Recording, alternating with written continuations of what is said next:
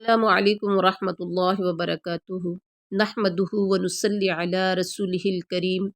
اما بعد فاعوذ باللہ من الشیطان الرجیم بسم اللہ الرحمن الرحیم رب اشرح لی صدری ویسر لی امری واحلل عقدۃ من لسانی یفقہوا قولی اللہم صل علی محمد وعلی آل محمد كما صليت على إبراهيم وعلى آل إبراهيم إنك حميد مجيد اللهم بارك على محمد وعلى آل محمد كما باركت على إبراهيم وعلى آل إبراهيم إنك حميد مجيد فرح المخلفون فرحہ خوش ہوئے، مخلفون خلف کہتے ہیں نا پیچھے کو، خلف الامام امام کے پیچھے، تو خلف یخلف التخلیف پیچھے رہنا، مخلفون سب پیچھے چھوڑے جانے والے، پیچھے چھوڑے جانے والے یا پیچھے رہنے والے، بمقعدہم مقعد کہتے ہیں بینچ کو، مقعد بیٹھنے کی جگہ، اپنے بیٹھ رہنے پر، خلاف رسول اللہ پیچھے اللہ کے رسول کے، وکرہو اور ان سب نے ناپسند کیا، کراہت کی، کراہت کیا ہوتا ہے؟ کسی چیز سے آپ کراہت محسوس کرتے ہیں، ناپسند کرنا، ان یجاہدوا کہ وہ سب جہاد کریں، بِأَمْوَالِهِمْ اپنے مالوں سے، وَأَنفُسِهِمْ اور اپنے نفسوں سے، فی سبیل اللہ اللہ کے راستے میں، وقالوا اور ان سب نے کہا لا تنفروا مت نکلو تم سب فی الحر، حر میں، حر کہتے ہیں گرمی کو، حر کس کو کہتے ہیں؟ گرمی کو، قل کہہ دیجئے نارو جہنم جہنم کی آگ، اشد زیادہ سخت ہے، حرا گرمی میں، لو کانوا یفقہون کاش ہوتے وہ سب یفقہون سمجھتے، کاش ہوتے وہ سب سمجھتے۔ بمحاورہ ترجمہ ہے فرح المخلفون بمقعدہم، پیچھے رہ جانے والے لوگ رسول اللہ کے جانے کے بعد اپنے بیٹھے رہنے پر خوش ہیں، اپنے بیٹھے رہنے پر خوش ہیں، انہوں نے اللہ کی راہ میں اپنے مال اور اپنی جانوں سے جہاد کرنا ناپسند کیا، اور انہوں نے کہا کہ اس گرمی میں مت نکلو، خود بھی نہ نکلے اور دوسروں کو بھی کہا، ایک دوسرے کو کہا کہ اس گرمی میں مت نکلو، کہہ دیجئے کہ دوزخ کی آگ بہت ہی سخت گرم ہے، کاش کہ وہ سب سمجھتے ہوتے۔ اب یہاں دیکھیے، پیچھے رہنے والے لوگ رسول اللہ کے جانے کے بعد خوش ہیں، یہ ان منافقین کا ذکر ہے جو تبوک میں نہیں گئے تھے اور جھوٹے عذر پیش کر کے اجازت لی تھی، جو پیچھے آپ نے پڑھ لیا ہے۔ خلاف کے معنی ہے پیچھے یا مخالفت، یعنی رسول اللہ کے جانے کے بعد آپ کے پیچھے یا آپ کی مخالفت میں مدینہ میں بیٹھے رہے۔ اچھا جی، اس کے بعد کیا ہے؟ اللہ تعالیٰ کہتے ہیں کہ ان سے کہہ دیجئے کہ جہنم کی آگ زیادہ سخت ہے، کاش یہ لوگ سمجھتے ہوتے۔ کیا مطلب ہے؟ اگر ان کو یہ علم ہوتا کہ جہنم کی آگ کی گرمی کے مقابلے میں دنیا کی گرمی کی کوئی حیثیت نہیں ہے، تو وہ کبھی بھی پیچھے نہ رہتے۔ ایک حدیث میں آتا ہے کہ دنیا کی یہ آگ جہنم کی آگ کا 70واں حصہ ہے، یعنی جہنم کی آگ کی شدت دنیا کی آگ سے 69 حصے زیادہ ہے۔ ٹوٹل 70 حصے کر لیے جائیں تو ایک حصہ دنیا کی گرمی اور پیچھے 69 حصے جہنم کی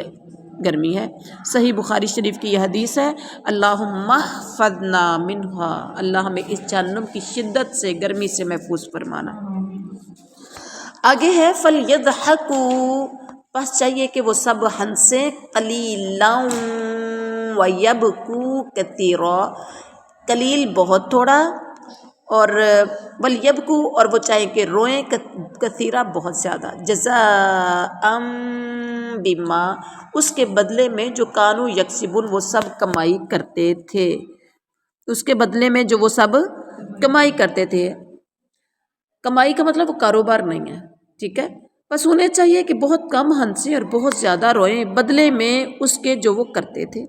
اب بہت کم ہنسیں اور بہت زیادہ روئیں. قلیل اور کثیر، قلیل کا مطلب ہے تھوڑا، کثیر کا مطلب ہے زیادہ. مطلب ضحکاً قلیلا و بکاء کثیرا، مطلب کیا ہے کہ انہیں ہنسنا تھوڑا چاہیے اور رونا زیادہ چاہیے، تاکہ اس وجہ سے جو وہ کرتے تھے. منافق کیا کرتے تھے؟ منافقت، ٹھیک ہے. یعنی جو وہ کرتے تھے یہ ان کے کمائی ہے، جو منہ سے بولنا، جو ایکٹ کر کے دکھانا، یہ اصل میں یہ کمائی ہے جو اللہ کے دربار میں ان کے لیے پہنچے گی. آپ کی کمائی کیا ہے؟ آپ قرآن پڑھتے ہو، اگر قرآن پر عمل بھی کرتے ہو، قرآن کے مطابق اپنی زندگی گزارتے ہو، نبی کے فرمان کو پڑھتے ہو، نبی کے فرامین پر عمل کر کے اپنی زندگی گزارتے ہو، اور صحیح ایمان کی حالت میں اور پھر صحیح مسلمان کی طرح زندگی گزارتے ہو، تو یہ آپ کی کمائی ہے. بما کسبت ایدی الناس، لوگوں کے ہاتھوں کی کمائی. مطلب کوئی برا کام کرتا ہے تو وہ اس کی کمائی ہے، کوئی اچھا کام کرتا ہے تو یہ اس کی کمائی ہے. فَإِن رَجَعَكَ اللَّهُ پھر اگر واپس لے آئے آپ کو اللہ اِلیٰ طَائِفَةٍ مِّنْهُمْ ایک گروہ کی طرف ان منافقوں میں سے، فَاسْتَأْذَنُوكَ پھر وہ سب اجازت طلب کریں آپ سے، لِلْخُرُوجِ جنگ میں نکلنے کی. فَقُلْ لَا تَخْرُجُوا تو کہہ دیجیے ہرگز نہیں تم سب نکلو گے معیّ میرے ساتھ، ابداً کبھی بھی، ابداً کبھی. وَلَا تُقَاتِلُوا اور ہرگز نہیں تم سب لڑو گے معیّ میرے ساتھ، عدوًا دشمن سے، یعنی میرے ساتھ مل کر دشمن سے تم کبھی بھی نہیں لڑو گے. اِنَّکُمْ رَضِیتُمْ کیوں؟ بے شک تم راضی ہوئے ہو، بالقعود بیٹھ رہنے پر، اول مرہ پہلی مرتبہ، فَقْعُدُوا تو تم سب بیٹھے رہو، مع الخالفین پیچھے رہنے والوں کے ساتھ. بامحاورہ ترجمہ ہے، پھر اگر اللہ آپ کو ان کی کسی جماعت کی طرف لٹا کر واپس لے آئے تو وہ آپ سے میدان جنگ میں نکلنے کی اجازت طلب کریں تو آپ کہہ دیجئے کہ تم ہرگز میرے ساتھ نہیں چل سکتے اور نہ تو میرے ساتھ میرے دشمنوں سے لڑ سکتے ہو. تم نے پہلی مرتبہ ہی بیٹھ رہنے کو پسند کیا تھا، بس تم پیچھے رہ جانے والوں میں ہی بیٹھے رہو. ابھی اس آیت میں اگر آپ کو اللہ کسی جماعت کی طرف لٹا دے، مطلب منافقین کی جماعت مراد ہے، یعنی اگر اللہ تعالیٰ آپ کو صحیح سلامت غزوہ تبوک سے مدینہ واپس لے آئے جہاں یہ پیچھے رہ جانے والے منافقین بھی ہیں، تو پھر یہ لوگ آپ سے کہیں گے کہ اب دوبارہ ہوئی تو ہم آپ کے ساتھ ضرور چلیں. اور اللہ تعالیٰ نے کہا کہ پھر وہ آپ سے میدان جنگ میں نکلنے کی اجازت طلب کریں، یعنی کسی اور جنگ کے لیے ساتھ جانے کی خواہش ظاہر کریں. اب کوئی اور جنگ ہوگی تو ہم آپ کے ساتھ جائیں گے، ٹھیک ہے. تو ان سے کہو کہ نہیں ایسا تو ہو نہیں سکتا. یہ آئندہ ساتھ نہ لے جانے کی علت ہے کہ تم پہلی مرتبہ، کیوں نہیں تمہیں ساتھ لے کے جانا؟ کہ تم پہلی مرتبہ ساتھ نہیں گئے تھے، لہٰذا اب تمہیں اس لائق نہیں کہ تمہیں کسی بھی جنگ میں لے جایا جائے، اب پیچھے بیٹھو. اور اس کے بعد کیا تھا؟ تم پیچھے رہ جانے والوں میں ہی بیٹھے رہو. فَقْعُدُوا مَعَ الْخَالِفِينَ یعنی اب تمہاری اوقات یہی ہے کہ تم عورتوں، بچوں اور بوڑھوں کے ساتھ ہی بیٹھے رہو. کہ عورتیں جنگ میں شرکت نہیں کرتی، انہیں گھروں کی چار دیواری تک ہی محدود رکھا جاتا ہے. نبی کریم صلی اللہ علیہ وسلم کو یہ ہدایت اس لیے دی گئی تھی تاکہ ان کے اس رنج و ملال اور حسرت میں مزید اضافہ ہو جو انہیں پیچھے رہ جانے کی وجہ سے ہوا تھا یا ہوگا. بہرحال نیکسٹ ہے، ولا اور نہ تصلی آپ نماز جنازہ پڑھیں، علی احد منہم کسی ایک پر ان میں سے احد منہم ماتا جو مر جائے ابدا و کبھی بھی اور لا تقم آپ نہ کھڑے ہوں علی قبری ہی اس کی قبر پر انہم کفروا بے شک ان سب نے کفر کیا باللہ اللہ کے ساتھ و رسولہ اور اس کے رسول کے ساتھ وماتوا وہم فاسقون اور وہ سب مرے اس حال میں کہ وہ سب نافرمان تھے۔ اس آیت میں ہے بامحاورہ ترجمہ کہ ان میں سے کوئی مر جائے تو آپ اس کے جنازے کی ہرگز نماز نہ پڑھیں اور نہ اس کی قبر پر کھڑے ہوں، یہ اللہ اور اس کے رسول کے منکر ہیں۔ جنازہ کیوں نہیں پڑھنا، قبر پر کیوں نہیں کھڑے ہونا، یہ اللہ اور اس کے رسول کے منکر ہیں اور یہ نافرمانی کی حالت میں ہی مر گئے ہیں۔ اچھا، اب اس میں دیکھیں اس کی قبر پر کھڑے ہونا، نماز جنازہ پڑھنے سے بھی منع کر دیا گیا۔ یہ آیت آپ صلی اللہ علیہ وسلم کی طرف سے رئیس المنافقین مطلب منافقوں کا سردار عبداللہ بن ابی کی نماز جنازہ پڑھانے کے بارے میں نازل ہوئی ہے، اور اس کا حکم عام ہے، ہر شخص جس کی موت کفر و نفاق پر ہو وہ اس میں شامل ہے۔ اس کی شان نزول یعنی اس آیت کریمہ کی شان نزول یہ ہے کہ جب عبداللہ بن ابی مر گیا تو اس کا بیٹا عبداللہ بیٹا ہے، ابی باپ ہے، تو ابی جب مرا تو اس کا بیٹا عبداللہ جو مسلمان تھا اور باپ جو مسلمان تھا، ٹھیک ہے، رسول اللہ کی خدمت میں رسول صلی اللہ علیہ وسلم کی خدمت میں آئے، اور یہ بھی کہتے ہیں کہ عبداللہ جو تھا نا اس کا بیٹا عبداللہ اپنے باپ کا یہ مسلمان تھا اور باپ ہی کے ہم نام بھی تھا، جو باپ کا نام تھا وہ بیٹے کا بھی نام تھا۔ اچھا، خدمت میں آئے آپ صلی اللہ علیہ وسلم کے، کہنے لگے کہ آپ بطور تبرک اپنی قمیض عنایت فرما دیں تاکہ میں اپنے باپ کو اس میں کفن دے دوں، آپ مجھے اپنا قمیض مبارک دے دیں تبرک کے طور پر، میں وہ آپ کا قمیض اپنے منافق باپ کو پہنا دوں۔ دوسرا، آپ اس کی نماز جنازہ پڑھا دیں۔ آپ نے قمیض بھی عنایت فرما دی اور نماز جنازہ پڑھانے کے لیے بھی تشریف لے گئے۔ اللہ اکبر، سب سے زیادہ یہ تھا منافقوں کا سردار جو مرا تھا، جس کی وجہ سے کتنی تکالیف آئیں، جنگ احد میں اور غزوہ تبوک میں بھی، اور بہت سے جگہوں پر اس نے نقصان دیا، سب سے زیادہ یہ خطرناک بنا رہا۔ اچھا، حضرت عمر نے آپ صلی اللہ علیہ وسلم سے کہا کہ اللہ نے تو آپ کو ایسے لوگوں کی نماز جنازہ پڑھانے سے روکا ہے، آپ کیوں اس کے حق میں دعائیں مغفرت کرتے ہیں؟ آپ نے فرمایا اللہ تعالیٰ نے مجھے اختیار دیا ہے، روکا نہیں ہے۔ اللہ وہ تھا نا پیچھے، آپ پیچھے آپ نے پڑھا تھا ان تستغفر لہم او لا تستغفر لہم ان تستغفر لہم 70 مرہ، ان کے لیے آپ مغفرت کی دعا مانگیں یا نہ مانگیں، 70 مرتبہ بھی مانگے تو مغفرت نہیں ہوگی۔ اب اختیار دیا نا، منع تو نہیں کیا۔ آپ صلی اللہ علیہ وسلم نے فرمایا مجھے اختیار دیا گیا، مجھے منع نہیں کیا گیا۔ اللہ تعالیٰ نے فرمایا اگر تو 70 مرتبہ بھی ولا تعجبک اور نہ بھلے لگیں آپ کو اموالہم ان کے مال، و اولادہم اور ان کی اولاد، انما در حقیقت یرید اللہ چاہتا ہے یعذبہم کہ وہ عذاب دے انہیں بہا اس کے ذریعے فی دنیا میں، وتضحک اور نکلیں انفسہم ان کی جانیں، وہم کافرون اس حال میں کہ وہ کافر ہوں۔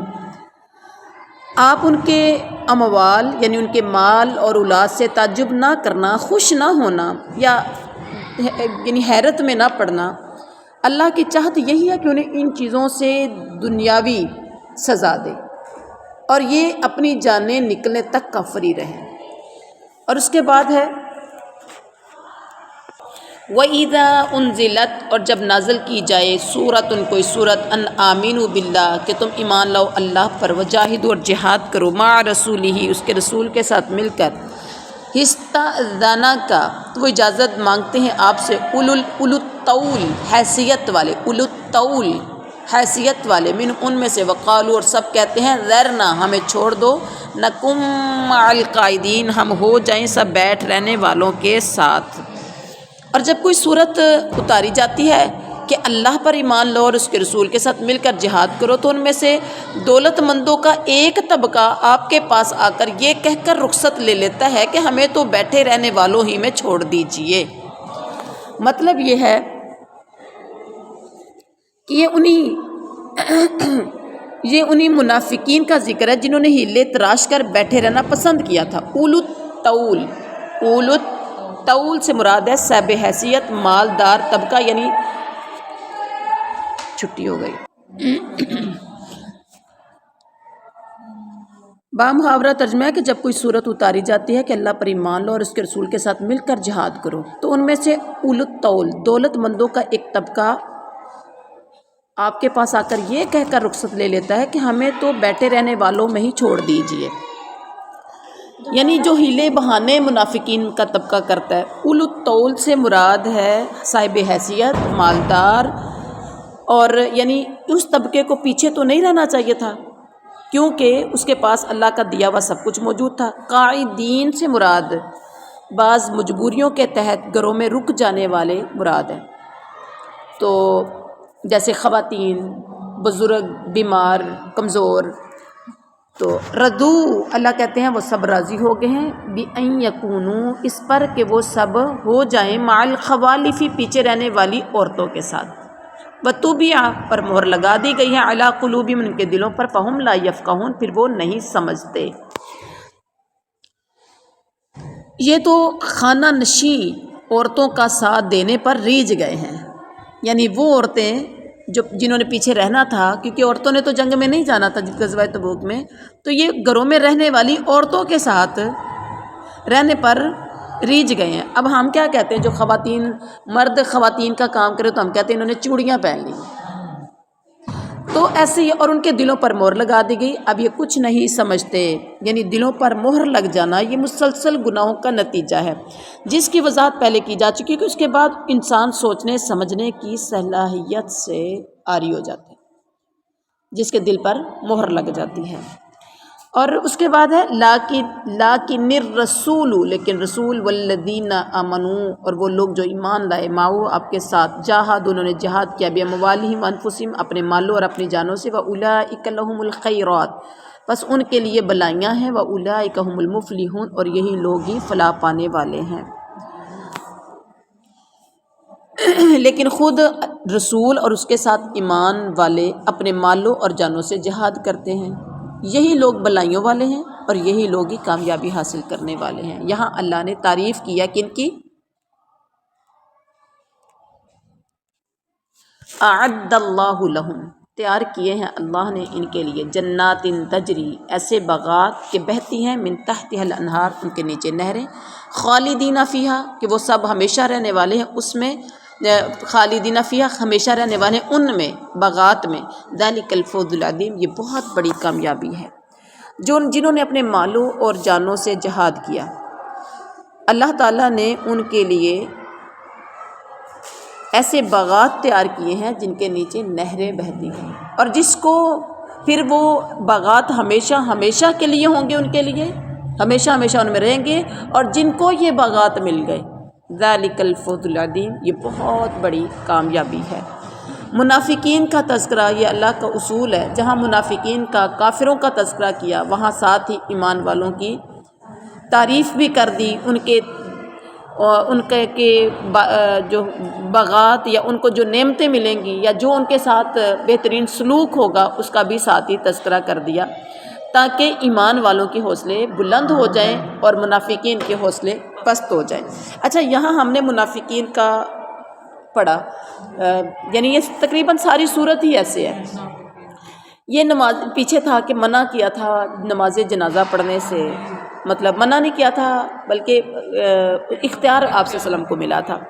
تو نماز جنازہ اور دعائے مغفرت نہ کرنے کی وجہ کیا بیان کی گئی تھی کہ جن لوگوں کا خاتمہ شرک پر ہو، کفر پر ہو، ان کی نہ نماز جنازہ پڑھی جائے اور نہ ان کے لیے مغفرت کی دعا کرنی جائز ہے، ٹھیک ہے۔ ایک حدیث میں یہ آتا ہے کہ جب آپ صلی اللہ علیہ وسلم قبرستان میں پہنچے تھے نا عبداللہ بن ابی کے لیے، کس کے وجہ سے گئے تھے؟ اس کے بیٹے عبداللہ کی وجہ سے گئے تھے۔ تو آپ جب ان کو دفنایا جا چکا ہے، جب آپ صلی اللہ علیہ وسلم قبر اسرار میں پہنچے تو پتہ چلا کہ عبداللہ بن ابی کو دفنایا جا چکا ہے، آپ نے اسے قبر سے نکلوایا، اس کے بیٹے کے کہنے پر قبر سے نکلوایا اور اپنے گھٹنوں پر رکھ کر اس پر اپنا لعاب دہن اس پہ تھوکا اور اپنی قمیض اسے پہنا دی عبداللہ کے رضی اللہ تعالیٰ عنہ کے کہنے پر، لیکن اس کے باوجود اس کی مغفرت نہیں۔ آپ صلی اللہ علیہ وسلم نے تو سارا کچھ کیا اس کے بیٹے کی خوشی کے لیے، کیونکہ وہ مسلمان تھا، اور ماں باپ کو جب اولاد کو جو ماں باپ سے محبت یا ماں باپ کو جو اولاد سے محبت ہوتی ہے وہ تو یقینی ہے، سب کو پتہ ہے اس کا، لیکن چونکہ اس کی خواہش تھی تو آپ صلی اللہ علیہ وسلم نے اس کی خواہش کا احترام کرتے ہوئے سب کچھ کر دیا،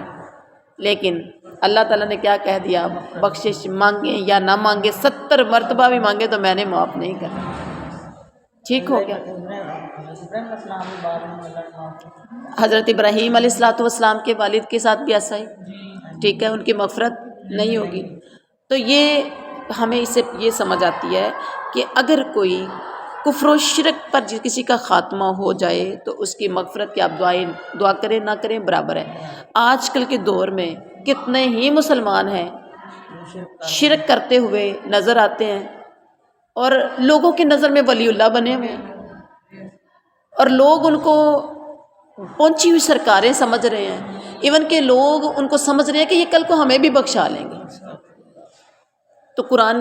کے اس آج کے سبق سے آپ کو کیا پتہ چلا کہ اگر کسی کا خاتمہ شرک و کفر پر ہوتا ہے تو اس کی مغفرت نہیں ہے۔ یہ تھا آج کا ہمارا سبق۔ سبحان ربک رب العزت عما یصفون وسلام علی المرسلین والحمد للہ۔